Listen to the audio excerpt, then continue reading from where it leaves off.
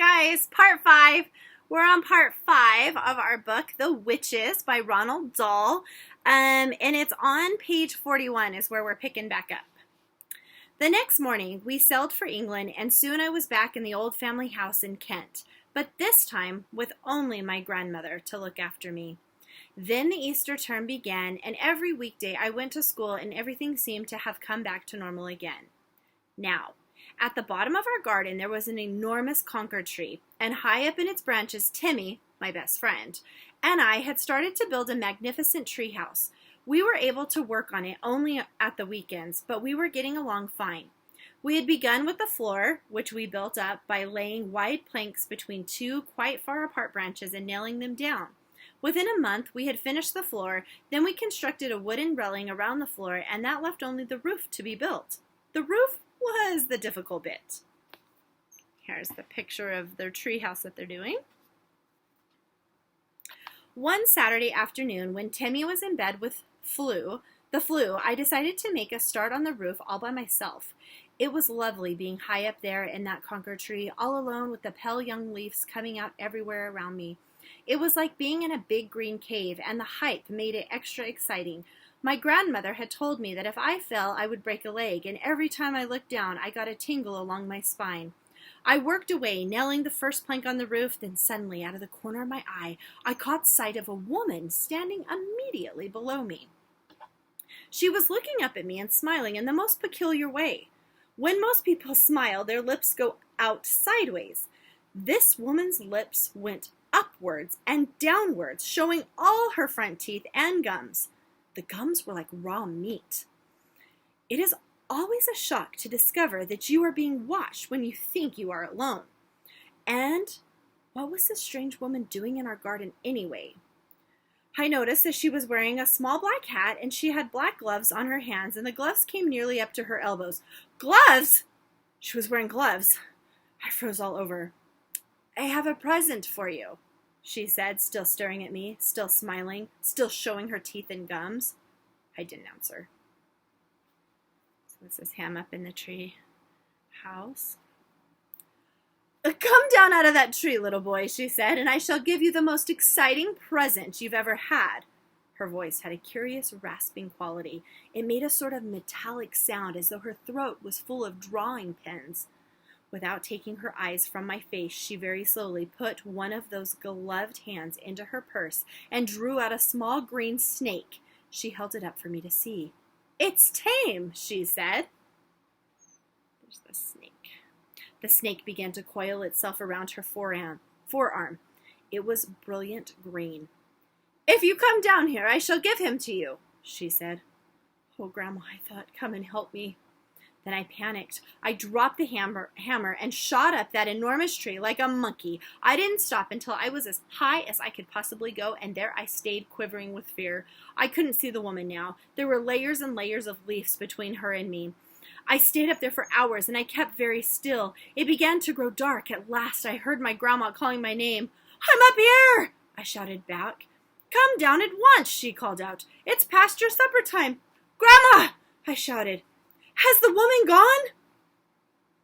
What woman? The grandmother called back. The woman in the black gloves. There was silence from below. It was the silence of somebody who was too stunned to speak. Grandma, I shouted again. Has she gone? Yes, my grandmother answered at last. She's gone. I'm here, my darling.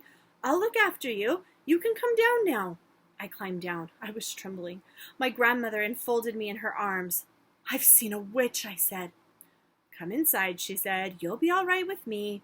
She led me into the house and gave me a cup of hot cocoa with lots of sugar in it. Tell me everything, she said. I told her.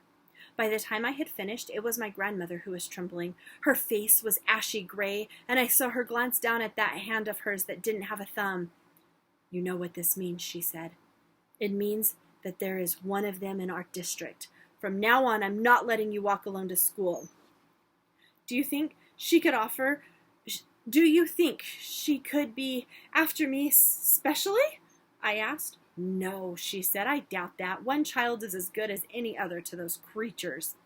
It is hardly surprising that after that I became a very witch-conscious little boy. If I happened to be alone on the road and saw a woman approaching who was wearing gloves, I would quickly skip across to the other side.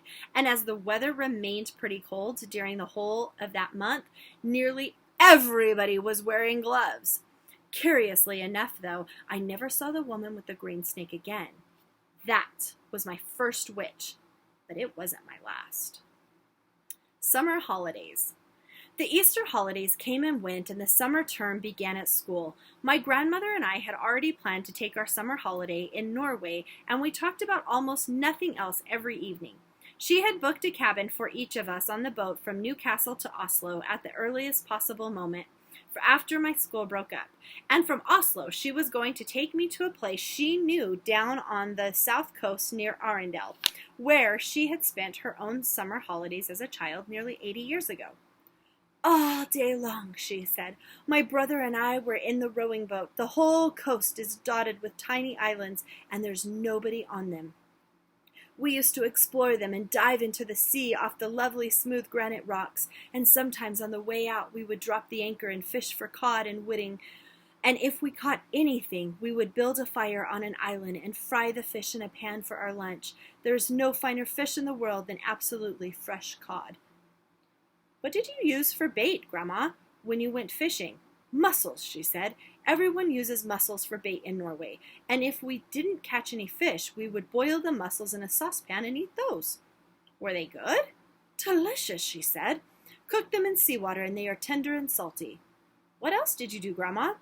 We used to row out and wave to the shrimp boats on their way home, and they would stop and give us a handful of shrimps each. The shrimps were still warm from having just been cooked, and we would sit in the rowing boat pilling them and gobbling them up.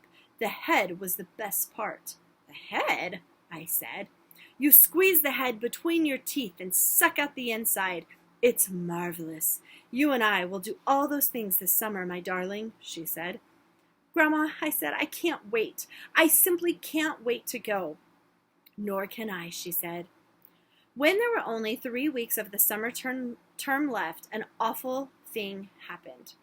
My grandmother got pneumonia. She became very ill, and a trained nurse moved into the house to look after her. The doctor explained to me that pneumonia is not normally a dangerous illness nowadays because of penicillin, but when a person is more than 80 years old, as my grandmother was, then it is very dangerous indeed. He said he didn't even dare to move her to the hospital in her condition. So she stayed in her bedroom, and I hung about outside the door while oxygen cylinders and all sorts of other frightening things were taken into her. Can I go in and see her? I asked. No, dear, the nurse said. Not at the moment. A fat and jolly lady called Mrs. Spring, who used to come and clean our house every day, also moved in and slept in the house. Mrs. Spring looked after me and cooked my meals. I liked her very much, but she wasn't a patch on my grandmother for telling stories. One evening, about 10 days later, the doctor came downstairs and said to me, You can go in and see her now, but only for a short time. She's been asking for you. I flew up the stairs and burst into my grandmother's room and threw myself into her arms. Hey there, the nurse said. Be careful with her. There he is with his grandma. Will you be all right now, Grandma? I asked. The worst is over, she said. I'll soon be up again. Will she? I said to the nurse. Oh, yes, the nurse answered, smiling. She told us she simply had to get better because she had to look after you. I gave her another hug. They won't let me have a cigar, she said. But you wait till they're gone. She is a tough old bird, the nurse said.